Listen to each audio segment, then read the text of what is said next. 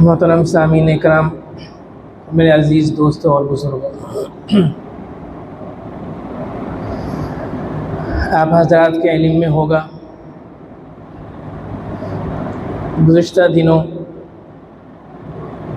ہمارے خیبر پختونخوا کے علاقے میں سیلاب آیا، منیر کے علاقہ میں اور دوسرے علاقوں میں،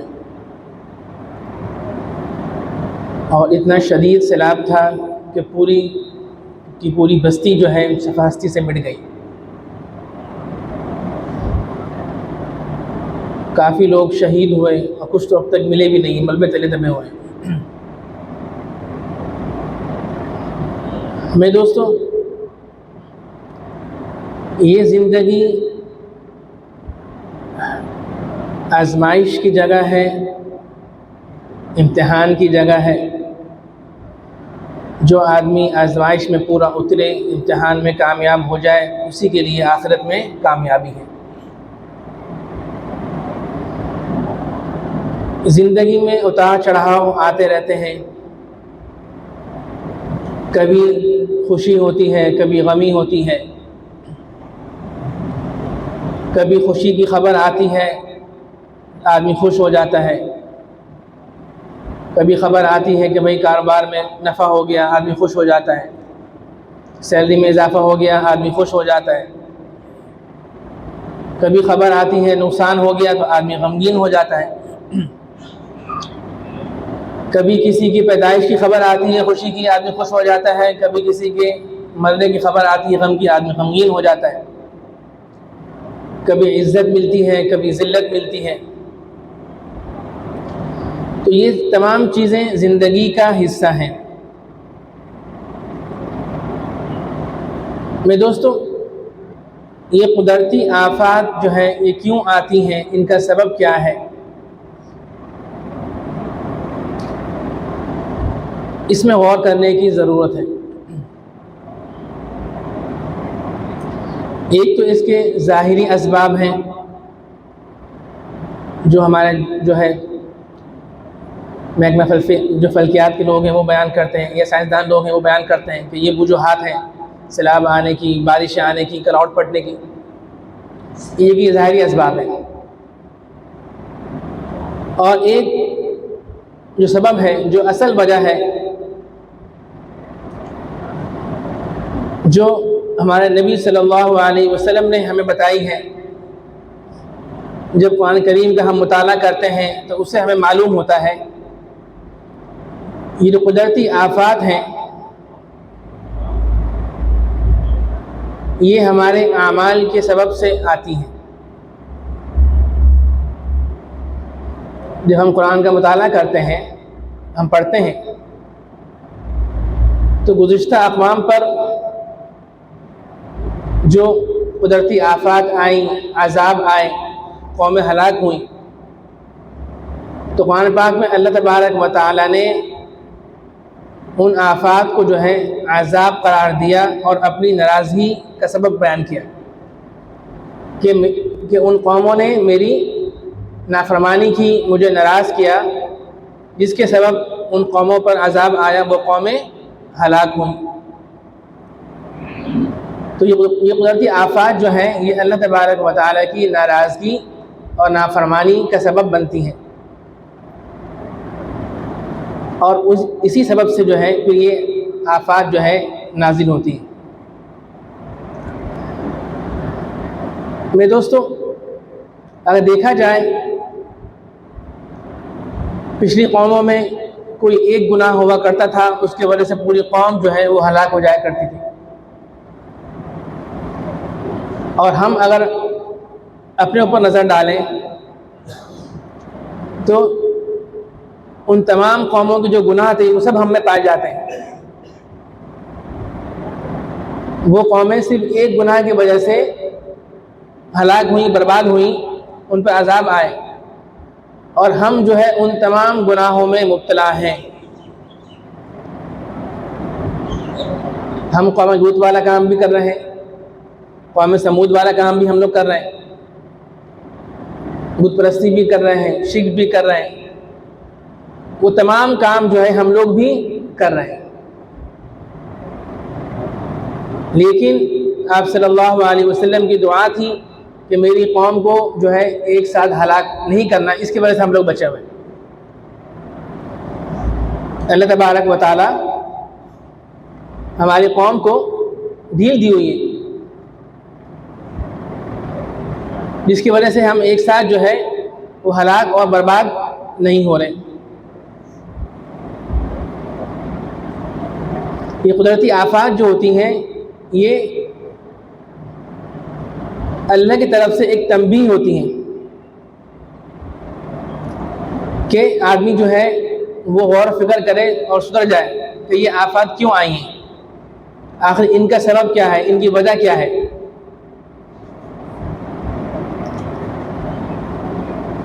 جیسے میں نے ابھی ذکر کیا کہ ہمارے اپنے اعمال کی وجہ سے آتی ہیں۔ جب ہم گناہ کرتے ہیں ان گناہوں کی وجہ سے اللہ تبارک و تعالی ہمیں متنبہ کرتے ہیں، کبھی سیلاب آ گیا، کبھی زلزلہ آ گیا، کبھی اور کوئی آفت آ گئی، کوئی پریشانی آ گئی، تو یہ ہمیں تنبیہ کی جا رہی ہوتی ہے کہ ہم جو ہے سدھر جائیں، ہم غور و فکر کریں اپنے اوپر، ہم دیکھیں یہ عذاب کیوں آیا، یہ مصیبت کیوں آئی، یہ پریشانی کیوں آئی۔ لیکن ہم جو ہے اپنے اوپر غور و فکر نہیں کرتے، ہم توبہ استغفار نہیں کرتے، ہم دوسری وجوہات تلاش کر رہے ہوتے ہیں، اس وجہ سے ہو گیا، اس وجہ سے ہو گیا۔ میرے دوستو، حدیث میں آتا ہے کہ جب جو ہے کوئی قوم جو ہے وہ امر بالمعروف اور نہی عن المنکر چھوڑ دیتی ہے، جب وہ برائیوں کو روکنا چھوڑ دیتی ہے، اور جب کسی پر ظلم ہو رہا ہو اور وہ اس ظلم کو، اس ظالم کو نہ روکے، تو پھر اللہ تبارک و تعالیٰ کا عذاب جو ہے وہ عام ہو جاتا ہے، پھر اللہ تبارک و تعالیٰ کا عذاب نازل ہوتا ہے۔ اور اسی طرح ایک اور حدیث میں ہے، جب آدمی برائیوں کو نہیں روکتا، ظلم کو نہیں روکتا، تو پھر جو ہے آدمی دعائیں کرتا ہے لیکن اللہ تبارک و تعالیٰ ان کی دعائیں قبول نہیں کرتے، دعائیں قبول نہیں ہوتی۔ میرے دوستو، ضرورت اس چیز کی ہے کہ آدمی یہ سوچے، غور و فکر کرے کہ وقتاً فوقتاً یہ آفات، سیلاب، زلزلے، یہ پریشانیاں کیوں آ رہی ہیں، اور ان کا سبب کیا ہے، اور جب یہ آ جاتی ہیں تو پھر ہمیں کیا کرنا چاہیے، ہمارے کرنے کے کام کیا ہیں۔ جیسے ابھی جو ہے سیلاب آیا، پوری بستیاں تباہ ہو گئیں، تو پہلی چیز کیا ہے، ہمیں حدیث میں بیان کیا گیا کہ آپ صلی اللہ علیہ وسلم نے فرمایا، جب تم کسی مصیبت زدہ کو دیکھو تو عافیت مانگو، اور دعا سکھائی کہ الحمدللہ الذی عافانی مما ابتلاک بہ وفضلنی علی کثیر ممن خلق تفضیلا۔ حدیث میں آتا ہے جب آدمی کسی کو تکلیف میں دیکھے، مصیبت میں دیکھے اور یہ دعا پڑھ لے تو وہ آدمی اس مصیبت میں، اس پریشانی میں کبھی مبتلا نہیں ہوگا۔ تو ہمارے نبی نے ہمیں دعائیں سکھائی ہیں، اور ہمارا ایمان ہے کہ ہمارے نبی صلی اللہ علیہ وسلم جو فرمایا وہ برحق ہے، تو ہمیں چاہیے ہم یہ دعا یاد کریں، اور جب بھی کسی کو موذی بیماری میں دیکھیں یا کسی تکلیف میں دیکھیں، حادثے میں دیکھیں، فوراً یہ دعا پڑھ لیں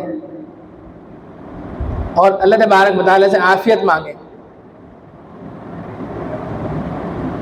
اور اس دعا کا ترجمہ بھی یہی ہے کہ سب تعریفیں اللہ کے لیے ہیں کہ جس نے مجھے اس مصیبت سے، اس پریشانی سے نجات دی، مجھے بچایا، جس میں اس کو مبتلا کیا ہوا ہے، جس کے لیے آپ دیکھو آپ پڑھ رہے ہیں، اور اپنی مخلوقات میں سے مجھے بہت سے لوگوں پر فضیلت دی کہ مجھے اس سے بچا لیا۔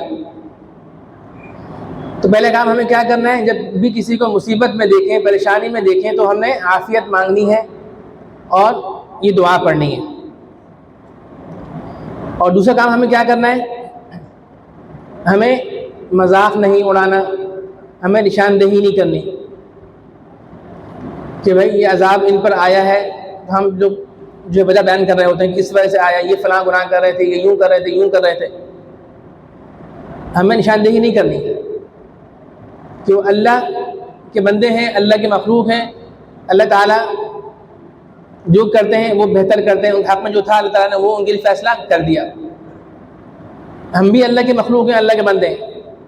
اگر اللہ چاہتے تو یہ عذاب ہم پر بھی آ سکتا تھا، ہم پر نہیں آیا، اس پر اللہ کا شکر ادا کریں۔ اور ان پر آیا ہے تو اس میں صرف توبہ استغفار کریں، اپنے گناہوں کی طرف توبہ کریں کہ جو ہے ان پر آیا ہم بچ گئے۔ اور ان کو یہ نہیں کہیں کہ فلاں گناہ کر رہے تھے، اس وجہ سے یہ آیا، اس نے یہ کیا، اس وجہ سے یہ آیا۔ مطلب کچھ بھی ہو سکتی ہے، لیکن جیسے میں نے ابھی ذکر کیا کہ یہ عذابات، یہ آفات، یہ گناہوں کی وجہ سے ہی آتی ہیں۔ جب اللہ تعالیٰ ناراض ہوتے ہیں تو ناراضگی کی وجہ سے ہی یہ آفات آتی ہیں، لیکن ہمیں حق نہیں پہنچتا کہ ہم کسی کو جو ہے نشاندہی کریں، وہ اللہ تعالیٰ کا معاملہ ہے۔ اگر ہم مذاق اڑائیں گے تو اللہ تبارک و تعالیٰ غصہ ہوتا ہے، غصہ آتا ہے کہ میرا بندہ ہے، میں جو چاہے کروں، تم کون ہوتے ہو بولنے والے۔ اسی طرح ایک واقعہ جو ذکر کیا گیا ہے، ایک میاں بیوی تھے، امیر تھے، وہ رات کے وقت کھانا کھا رہے تھے، سردی کا موسم تھا، بارش ہو رہی تھی، گرم کھانا کھا رہے تھے۔ دروازے پر دستک ہوئی، اس نے پوچھا، جا کر دیکھا تو ایک فقیر تھا۔ اسے غصہ آیا کہ سردی کے موسم میں جو ہے مجھے باہر آنا پڑا، تم کیوں آ گئے اس وقت؟ تو اس نے ڈانٹ کر بھگا دیا، اس کو جھڑک دیا۔ اللہ تبارک و تعالیٰ کو یہ چیز جو ہے پسند نہیں آئی۔ اس قرآن پاک میں نا وَأَمَّا السَّائِلَ فَلَا تَنْهَرْ، کہ مانگنے والے کو جھڑکو مت، آپ کو نہیں دینا آپ نہیں دیں، لیکن اس کی بے عزتی مت کریں، اس کو جھڑکے مت۔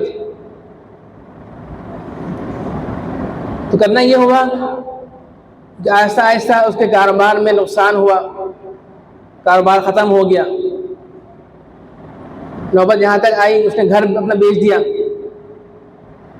پھر وہ پیسے بھی ختم ہو گئے، حالات بہت خراب ہوئے، تو بیوی کو بھی طلاق دے دی، بیوی بھی چلی گئی، اس کی بیوی نے کہیں اور شادی کر لی۔ ایک دن وہی عورت جس نے دوسرا نکاح کیا تھا وہ اپنے شوہر کے ساتھ جو ہے کھانا کھا رہی تھی، وہی سردی کا موسم تھا، دستک ہوئی، دیکھا کہ ایک فقیر ہے، تو اس کے شوہر نے کہا کہ بھائی تم جاؤ پہلے اس فقیر کو جو ہے کھانا مانا دو، سردی کا موسم ہے، بارش بھی ہو رہی ہے، مجبور ہوگا، پہلے اس کو دو، ہم پھر بعد میں کھائیں گے۔ وہ عورت جو ہے جاتی ہے اور روتی ہوئی بلبلاتی ہوئی واپس آتی ہے۔ اس کا شوہر جو ہے وہ کہتے کیا ہو گیا، فقیر نے کچھ بول دیا ہے، کچھ کہہ دیا ہے، کیا وجہ ہے، کیوں رو رہی ہو، کیوں بلبلا رہی ہو، کیوں چیخ رہی ہو؟ اس نے کہا کہ باہر جو فقیر ہے جو کھانا مانگنے آیا ہے وہ میرا پہلا شوہر ہے، اور اس نے جو ہے ایک مرتبہ ایک فقیر کو جو ہے دھتکارا تھا، وہ مالدار تھا لیکن بخیل تھا، اللہ کے راستے میں خرچ نہیں کرتا تھا، بخیل تھا۔ تو اللہ تبارک و تعالیٰ نے اس کو نقصان کیا کاروبار میں، تو وہ جو ہے غریب ہو گیا، میری آپ سے شادی ہو گئی۔ اس آدمی نے کہا میں تمہیں ایک بات بتاؤں، دل تھام کر سننا۔ اس نے کہا بتائیں۔ اس نے کہا وہ فقیر آدمی میں ہی ہوں جو اس رات تمہارے دروازے پر آیا تھا، فقیر میں ہی تھا، اللہ تبارک و تعالیٰ نے مجھے مالدار کر دیا اور میری شادی تمہارے سے ہو گئی، اور اس کو اللہ تعالیٰ نے غریب کر دیا۔ تو یہ اللہ تعالیٰ کے فیصلے ہیں. کسی کو غریب بنایا، کسی کو امیر بنایا، کوئی تندرست ہے، کوئی معذور ہے، یہ سب چیزیں اللہ تعالیٰ کی تقسیم ہے. اس میں ہمارا کوئی کمال نہیں ہے، ہمارا کوئی اختیار نہیں ہے. ہم یہ نہیں کہہ سکتے کہ جو ہے میں نے اتنی محنت کی تو میں یہاں تک پہنچ گیا، میں نے یہ کام کیا تو میں ایسا ہو گیا. نہیں، یہ اللہ تبارک و تعالیٰ کے فیصلے. اللہ تعالیٰ برکت دیتے ہیں تو آدمی کو ترقی مل جاتی ہے، کاروبار میں برکت ہو جاتی ہے، ترقی ہو جاتی ہے. جاب پہ اچھی محنت کر رہا ہوتا ہے، اخلاص سے کر رہا ہوتا ہے، تعالیٰ ترقیاں دے دیتے ہیں. اس میں اللہ تبارک و تعالیٰ کی جب تک رضا نہیں ہوتی آدمی کو ترقیاں اور نفع نہیں ملتا. کیوں؟ تمام بندے برابر ہیں، تمام اللہ کی مخلوق ہیں. جس کو اللہ تعالیٰ نے غریب بنایا ہے وہ بھی اللہ کا بندہ ہے. یہ نہیں کہ اللہ تعالیٰ اس سے ناراض ہے یا کوئی مسئلہ ہے، نہیں، وہ بھی اللہ کا بندہ ہے. بہت سے غریب لوگ جو ہیں بہت نیک ہوتے ہیں، اللہ کے قریب ہوتے ہیں. یہ اللہ تبارک و تعالیٰ کے اپنے معاملات ہیں. جس کو چاہے غریب بنائے، جس کو چاہے امیر بنائے، جیسا رکھیں جیسا چاہیں. تو کہنے کا مقصد کیا تھا کہ جب کوئی آفت زدہ کو دیکھیں تو عافیت مانگیں، دعا پڑھیں اور مذاق مت اڑائیں، بلکہ توبہ استغفار کریں کہ اللہ کا شکر ہے کہ ہم پر یہ عذاب نہیں آیا. اور تیسرا کام کیا کرنا ہے کہ جس پر مصیبت آئی ہے، جس پر پریشانی آئی ہے، اس کو صبر کی تلقین کریں، اس کے ساتھ تعزیت کریں کہ ان کو آپ تسلی دیں. تسلی دینا، تعزیت کرنا، اس کا بھی بہت ثواب ہے. حدیث میں آتا ہے کہ جو آدمی کسی کے ساتھ تعزیت کرتا ہے، صبر کی تلقین کرتا ہے، تو اس آدمی پر جس پر وہ جو ہے مصیبت آئی ہوتی ہے، اس کے بعد اللہ تعالیٰ اس کے درجات بلند کرتے ہیں، اس کو ثواب دیتے ہیں. وہی ثواب جو ہے جو آدمی تعزیت کر رہا ہوتا ہے اس کو بھی ملتا ہے. صرف 2 بول بولنے سے کتنی بڑی فضیلت مل رہی ہے کہ ہم جو ہے اس کے غم میں شریک ہو جائیں تو ہمیں بھی وہی ثواب ملے گا جو اس کو مل رہا ہے. اور اسی طرح جو ہے ہمیں پھر کیا کرنا ہے، چوتھا کام، ہمیں ان کی مدد کرنی ہے. جتنا ممکن ہو ہم ان کی مدد کریں. جیسے میں نے ابھی ذکر کیا کہ اللہ کا مال ہے، اللہ کے لیے خرچ کرنا چاہیے، ہمیں بخیل نہیں بننا چاہیے. وہ بھی ہمارے بھائی ہیں. کتنے لوگ تھے، سیٹ تھے، لیکن اب وہ جو ہے ان کے پاس کچھ بھی نہیں ہے، گھر سب تباہ ہو گئے، سڑک پہ آ گئے، سب کچھ ان کا بہہ گیا. تو اللہ کا مال تھا، اللہ جو ضائع ہو گیا. ہمیں بھی اللہ تعالیٰ نے مال دیا ہے، ہم اللہ کے راستے میں خرچ کریں گے تو وہ اور بڑھے گا اور برکت آئے گی اس میں. ہمیں کیا کرنا چاہیے، جتنا ممکن ہو ہم ان کی مدد کریں اور ان کے لیے دعائیں کریں کہ اللہ تعالیٰ جو ہے ان کو صبر دے، ان کے لیے آسانی والا معاملہ کریں. دعائیں بھی ضروری ہیں، دعائیں بھی کرنی چاہیے. جیسے کہ حدیث میں ہے نا جو میں شروع پڑھی تھی، المؤمنون کرجل واحد، کہ تمام مومن جو ہیں وہ ایک جسم کی طرح ہیں. ان اشتکا عینہ ان اشتکا کلہ، جب جسم کے ایک حصے کو، ایک آنکھ کو تکلیف ہوتی ہے تو پورا جسم جو ہے وہ تکلیف محسوس کرتا ہے. یہ نہیں ہوتا کہ آنکھ میں تکلیف ہے تو صرف آنکھ ہی درد کر رہی ہے، باقی جسم صحیح ہے، ایسا نہیں ہوتا، بلکہ پورا جسم تکلیف محسوس کرتا ہے. تو ہمارے کسی بھی حصے میں، کسی ملک کے کسی بھی خطے میں جو ہے کوئی مسلمان تکلیف میں ہو تو ہمیں تکلیف محسوس ہونی چاہیے. یہ ایمان کا حصہ ہے. اگر ہمیں تکلیف نہیں ہو رہی تو ہمیں اپنے ایمان پر غور کرنا ہو، ہم کس درجے میں. مسلمان ہمارا کسی بھی خطے میں ہو، ابھی تو یہاں بنیر میں واقع ہوا ہے، اس کے علاوہ کہیں بھی ہو، جیسے فلسطین میں ہو رہے ہیں، برما میں ہے، شام میں ہے، مسلمان جو ہے ظلم کا شکار ہے، تو ہمارے مسلمان کی ذمہ داری ہے کہ ہم جو ہے ان کے لیے مدد کریں اور ان کے لیے دعائیں کریں. مدد کرنا، دعائیں کرنا، یہ ہر مسلمان کا دینی اور اخلاقی فریضہ ہے. اپنے مسلمان بھائی کی مدد کریں. اگر مدد نہیں کریں گے، دعائیں نہیں کریں گے تو یہ اللہ تعالیٰ پھر ناراض ہوتے ہیں. تو یہ دعائیں کرنا، ان کی مدد کرنا، یہ جو ہے ایمان کا حصہ ہے، یہ ضروری ہے، لازمی کریں. اور پانچویں چیز کیا ہے کہ ہم اس سے عبرت حاصل کریں. جو آفت آتی ہیں، جو مصیبتیں آتی ہیں، جب ہم ان کو دیکھیں تو ہم ان سے کیا کریں، ہم عبرت حاصل کریں اور اللہ کا شکر ادا کریں کہ ہم بچ گئے، استغفار کریں. اور جس میں شروع میں ذکر کیا تھا کہ یہ آفات جو ہیں یہ ہمارے گناہوں کی وجہ سے آتی ہیں. جب ظلم بڑھتا ہے حد سے تو پھر اللہ تبارک و تعالیٰ جو ہے وہ یہ آفات نازل کرتے ہیں. اور آپ حضرات کے علم میں ہے، جیسے میں نے پہلے بھی ذکر کیا تھا،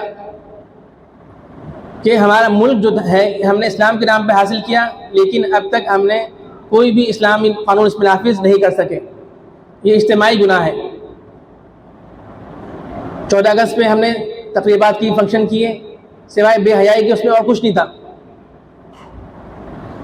تو یہ بے حیائی جو ہو رہی ہے، یہ جو گناہ ہم لوگ کر رہے ہیں اجتماعی، یہ اللہ کے عذاب کو دعوت دے رہے ہیں. لاہور میں ابھی ایک جو ہے سیمینار ہوا، وہاں پر جو ہے شیطان کی پوجا کی گئی، شیطان کی پوجا کی گئی، دجال کی آنکھ بنائی گئی، بے حیائی پھیلائی گئی، ہم جس پرستی وہاں پہ ہوئی. تو یہ گناہ ہمارے ملک میں ہو رہے ہیں. جو ملک ہم نے اسلام کے نام پہ حاصل کیا تھا، اس ملک میں جو ہے یہ گناہ ہو رہا ہے، فحاشی بے حیائی ہو رہی ہے. ہونا تو یہ چاہیے تھا کہ 14 اگست کی تقریبات میں ہم لوگ جو ہے شکر کرتے کہ اللہ ہمیں یہ ملک دیا، بجائے شکر کے ہم جو ہے اور بے حیائی کر رہے ہیں. سوائے ڈھاس کے، گانے کے، میوزک کے اور کچھ نہیں ہوا. ہم نے یہ ملک اس لیے حاصل نہیں کیا تھا. ضرور اس چیز کی ہے کہ ہم جو ہے اب بھی وقت ہے متحد ہو جائیں، ایک ہو جائیں. مسلمان جو ہے سب بڑھ گئے ہیں، جس کی وجہ سے ہم لوگ جو ہے ذلیل ہو رہے، خوار ہو رہے ہیں، اور وہ ایک ایک کر کے ہم سب کو جو ہے وہ ختم کر رہے ہیں. اور یہ وقت آئے گا، ہمارا نمبر بھی آئے گا. ہم سمجھ رہے ہیں کہ جو صرف جو ہے عراق تباہ ہوا، فلسطین جو تباہ ہوا، شام ہو رہا ہے، اور لیبیا جو ختم ہو گیا، صرف ان کا نمبر آئے گا، ہمارا نمبر نہیں آئے گا. ایسا نہیں ہے، ہمارا نمبر بھی آئے گا. ضرور اس چیز کی ہے کہ ہم متحد ہو جائیں، ابھی وقت ہے، اور جو ہے اپنے ملک کے استحکام کے لیے کوشش کریں. جس لیے ہمیں ملک حاصل کیا تھا اس کے لیے کوشش کریں، اسلام نافذ کریں، اس کے لیے کوشش کریں. اور یہ جو برائیاں ہو رہی ہیں اس کو روکنے کی کوشش کریں. برائی کو روکنا یہ ضروری ہے. اگر برائی کو نہیں روکیں گے، اس کے خلاف آواز نہیں اٹھائیں گے، تو اللہ کے عذاب کو دعوت دینے کے مترادف ہے. جو آدمی جس حد تک کوشش کر سکتا ہے کوشش کریں، برائی کو روکیں، ان گناہوں کو روکیں، ان کے خلاف آواز اٹھائیں. اللہ تعالیٰ ہم سے عمل کرنے کی توفیق عطا فرمائے. وما علینا الا البلاغ.